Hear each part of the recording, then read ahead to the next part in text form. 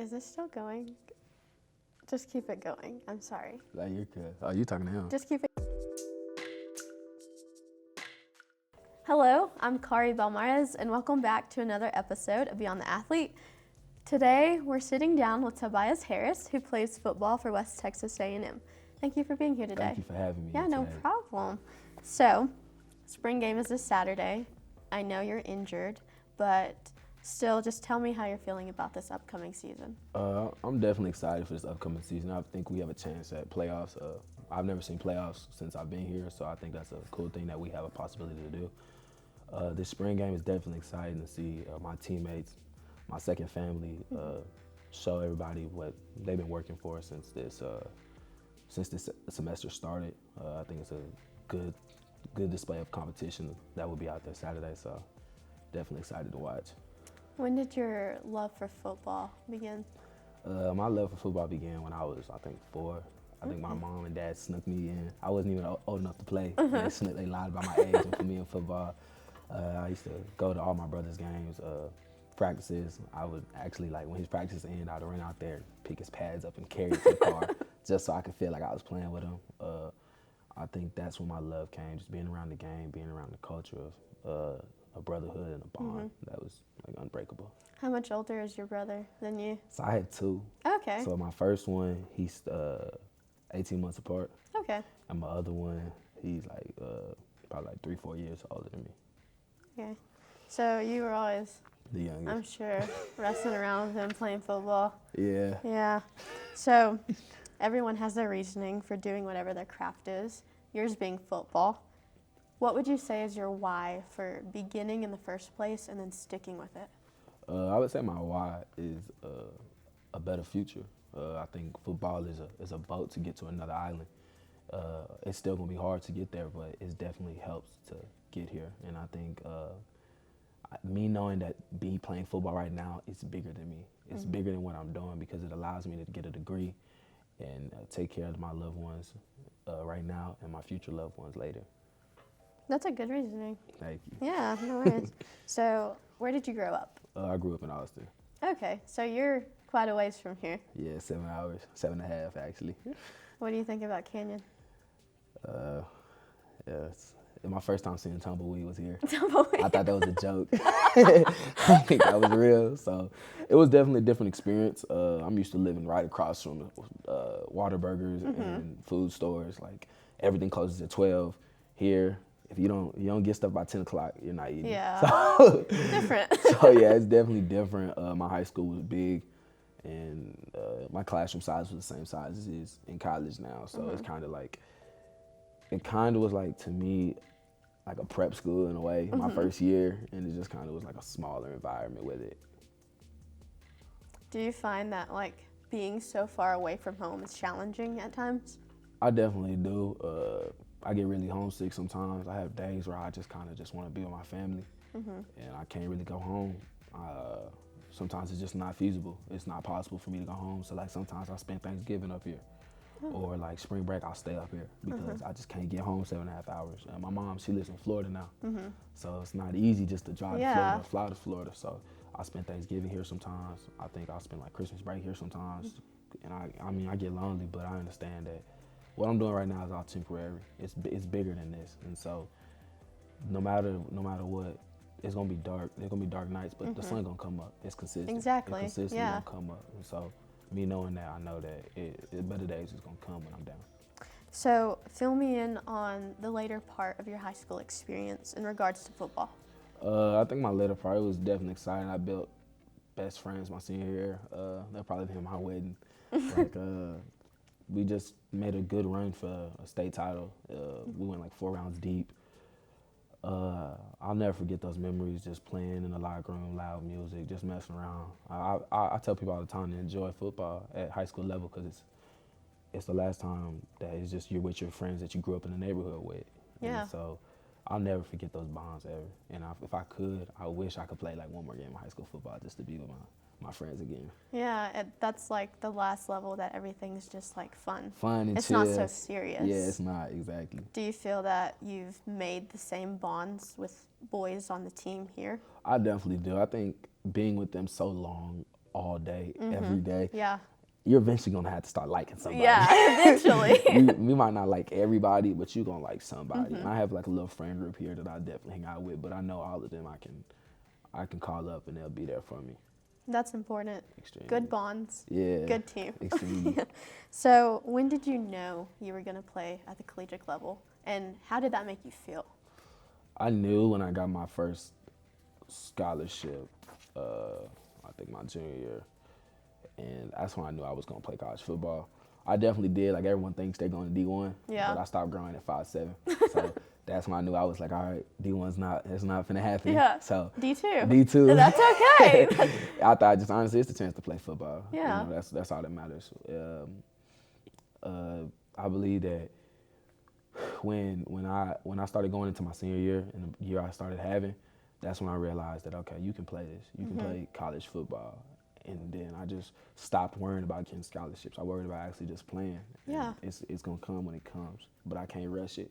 It's not gonna come a second before it's supposed to, not a second after. And so after I started realizing that, that's when I started getting more scholarships and they started rolling in. If you really love what you do, then it doesn't matter where you do it, as long as you get to do it. Exactly. That's what I had to realize myself Yeah. too. So, in you saying that you did, or in you thinking that you might go D1, where did you want to go? So I was a big Florida fan. Like I'm still to this fan, like Okay. a big Florida fan. I got family in Florida, and so I was hoping like, oh, I'm gonna play quarterback in Florida. Yeah. And so I realized I was not. Yeah. Pretty soon I was not gonna play quarterback in Florida, but I still keep up, and I'm just it's cool to watch the game and enjoy it, you know. But that's what I thought I was gonna Yeah. do as a kid. Go Gators. Of course. So, is playing college football everything that you imagined it to be? I think it is to an extent because, again, I thought college football was only D1 until I got older and started realizing that college football is bigger than just D1. Yeah. I think it was what I thought it would be, as in the competition is a lot higher. It's a lot more serious. There's less free time. So those things did actually follow up what I thought it was going to be. Size-wise, again, I was looking at like Florida stadiums. I was like, oh, this is how it's gonna be. And it's like, no, dude, it's not like that everywhere. We've had games here where it's like, sometimes it feels like in the new stadium, it feels like everyone's on top of you. And then there's some games where it's just like, did people forget where it's at? Yeah. Like, oh, they probably need an email or something. Like, they don't know that we're playing today. So I think it just differs and depends on the day sometimes. So, people often really only see the highs of being a student athlete, but I can assure that there are lows and sacrifices that have to be made. So what would you say has been the most challenging for you? The most challenge for me would probably have to be my mental health. A lot of people don't know I deal with mental health every day. So with that being 7.5 hours away from any family, a lot of times I had a bad habit of just holding it in because I didn't really trust anybody to open up to. And so a lot of times it would get really hard for me out here, and I just kind of just wanted to go home. Like, I just didn't want to play football anymore. The love for it just left because I was just where I was at. And so I think that's been challenging. But my coaches have worked with me and getting me help and stuff like that. And I think that also helped, as well as a challenging thing for me would have to be probably schedules and having time management skills, because again, you don't have much time. You gotta have a schedule and know what to do, because I still got to perform on the field, but I also got to perform in the classroom. And so Exactly. I got to make room for both, because if I do too much of one, I'm not going to succeed in the other. Yeah, and you also have to make time for yourself. Exactly. If you forget to make time for yourself, then that's going downhill too. Yeah. Exactly. I don't think people understand how much athletes go through like mental health issues and stuff. Yeah. It's a topic that we don't talk about enough. Yeah. I feel like. I think it should be talked about more, changing the stigma around mental health, that strength is being able to be vulnerable and being able to open up and allow yourself to get help. That's what strength is. And I had to learn that myself. And now that I've learned it, I try to tell younger people that it's okay. It's okay to cry. Yeah. It's okay to be angry sometimes. It's okay. It's okay to not be perfect. Exactly. You know? And once you realize that, you kind of start getting better with yourself and start loving yourself more. And I try to encourage people to love themselves. We're people. There's only so much we can do, Exactly. regardless of if you're an athlete or not. Exactly. So, growing up over the years, I'm sure you've had many mentors along the way. What piece of advice do you still carry with you today that you feel has impacted you the most? It's a quote that's on my locker. I see it every day. It says, if you properly tend to the present, the future will take care of itself. And I stuck with that. If I stop worrying about in the future and stop worrying about that and properly tend to the present, what's going on now, and getting everything right, the little things right, then the future's gonna take care of itself. I don't have to worry about that. Exactly. And once I started realizing I gotta worry about the now, then I stopped being so much overwhelmed about, oh my God, I need to do this, I need to do that. It was just, you gotta focus on what's going on in your life. But when it comes, it'll come. But as of right now, you just focus on what you're doing. When it comes, it'll come. If it goes, it'll go. Yeah, exactly. But yeah, exactly. So playing at the collegiate level, you have so many people looking up to you, and I'm sure so many people keeping up with what you do. What message are you hoping you relay to them? My biggest message, I have it everywhere, is heart over height. I want people to know that it doesn't matter what size you is. It's about your heart and your drive for the game. If you got love for the game and you love what you do, it don't matter how big, how small you is. It's gonna be shown through your heart. I think a lot of times people's love for the game can be seen on the field. Like one of my biggest inspirations was Tyrann Mathieu. He wasn't really big at LSU, but you could see it. You could see it in his play. He played big, and so I hope that I can have the impact to tell people that it doesn't matter. It doesn't matter how small you are, how thin you are. If you really dedicate yourself to anything, you're gonna achieve it. It's just either if you dedicate yourself, it's just your time hasn't come yet then. Yeah. As simple as that. It's either you're not truly focusing in it or your time hasn't come. And so Exactly. I had to realize that. Yeah. So since you've played football for a majority of your life, was there ever a point that you found yourself getting burnt out? Yeah, I felt that a lot. Yeah. Waking up at 5:30 and it's 7 degrees outside. I go outside the house and I'd be like, do I really want to do this? Like, yeah, why am I doing this? Being a regular student doesn't sound so bad. so I question that all the time. But again, I had to realize, like, okay, Tobias, it's bigger than you. You know what I mean? It'd be easy to leave right now. You know what I mean? I had to realize that there's different hards in life. It's hard being in shape, but it's hard being overweight. Exactly. You know what I mean? Yeah. So it's hard managing a lot of money, but it's hard being poor. Exactly. So at the end of the day, I had to pick which hard I want to do. And so I had to realize it's bigger than me. It's hard right now, but it's also hard going home and trying to find a 9-to-5 job that supports you and your loved ones. And so I think having that and understanding that, I get burned out a little bit, but it just washes away because I know I got something to do. So in saying that, I don't think people understand just how much athletes sacrifice and how much they go through on a day-to-day basis. Tell me what your schedule is. So like on a Tuesday, that's like one of my busiest days. So I'll wake up at like 5:45.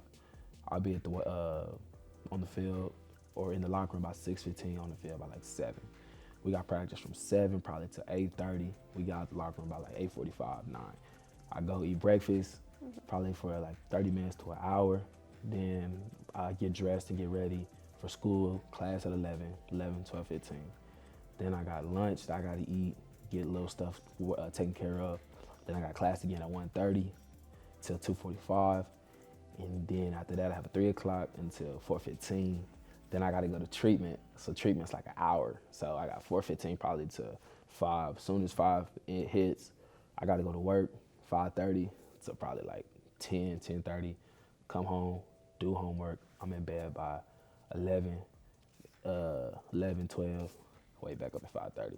So that's a pretty busy day for me. Yeah. Average day, I might have a little free time at the end, but I still got to do a lot of homework. So I might go to bed at like 10:30, 11, but I'm still doing stuff all day. I'm running around all day. Yeah. So I enjoy my weekends. Yeah. Oh, I imagine I would too. Those are my favorite days. I feel you. I enjoy weekends. I feel that.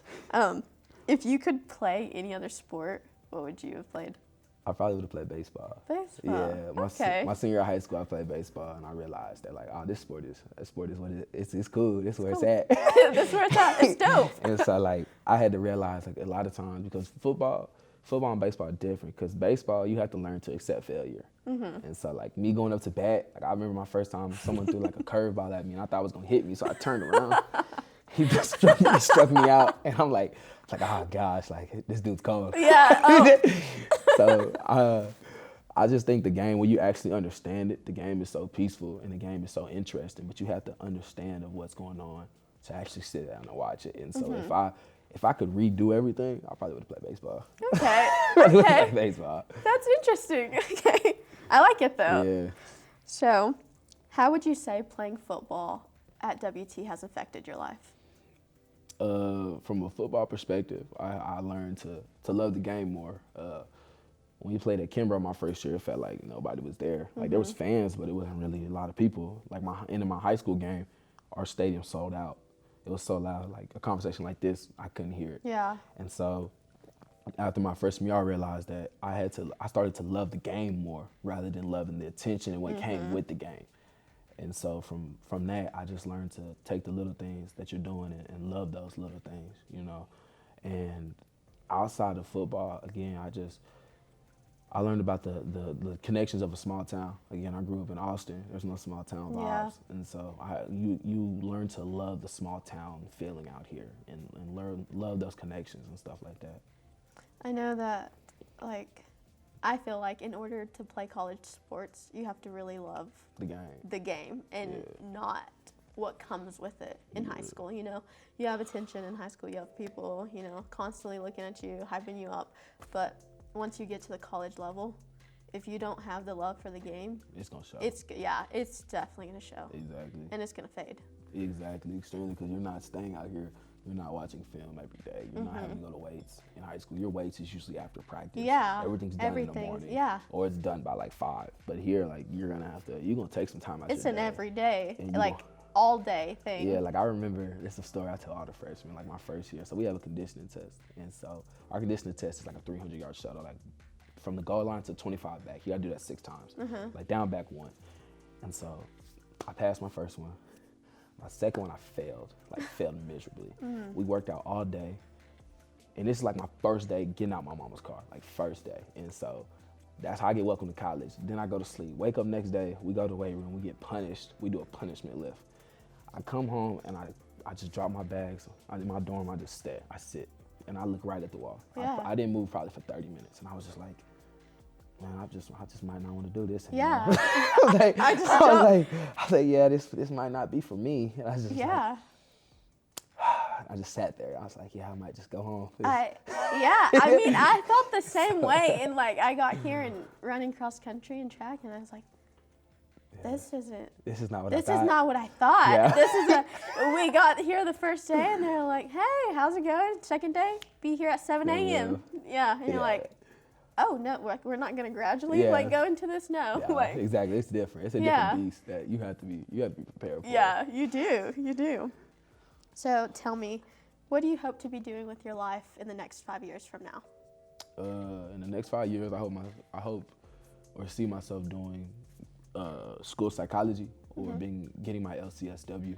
I want to basically work with adolescents and mental health and stuff like that. I think that's really important. I think if I could help one kid with mental health, I think that would make all the difference to me, because sometimes it's the little things that people don't notice that, yeah, kid's angry, but why is he angry? What is making him angry? Yeah, he's acting out in class, but what's making him act out in class? I think from someone just coming up to them and being like, hey, what's going on? Yeah. That can make all the difference. And so I think we need more of those in the community. We need more people that are willing to take the time to listen, not just hear somebody, but listen and want to help them. And so I think that would mean the world to me in 5 years if I'm doing that. Well, football seems to play an important role in your life, and you know, we're more than the sport that we choose to take up. So who would you say you are beyond the athlete? I say I'm Tobias. When I'm out of football, I really don't talk about all my accolades. I don't really talk about the game that much, because I think the game is just a thing I do. But I'm more than an athlete. You know, some people don't even know I like to play chess. I like to play chess. I like to go out. I like to have fun. I like to listen to music. I think a lot of times we think athletes are just supposed to be this big, just strong dude who has no emotions. You know, I cry like people cry. I get happy like people get happy. I get angry like people get angry. And I had to learn myself that, you know, you're not perfect. You got to Exactly. stop acting like you're perfect. And I think once we realize that athletes aren't perfect, that we'll see them more as People. regular Yeah. people than just the athlete or the jersey number. Exactly. So thank you for giving us a glimpse into your life. And as always, Thank you. stay tuned for the next episode of Beyond the Athlete. That was good. Okay, yeah. That was good. Yeah, heck yeah. Sorry. No, you Y'all had to cool. deal with that.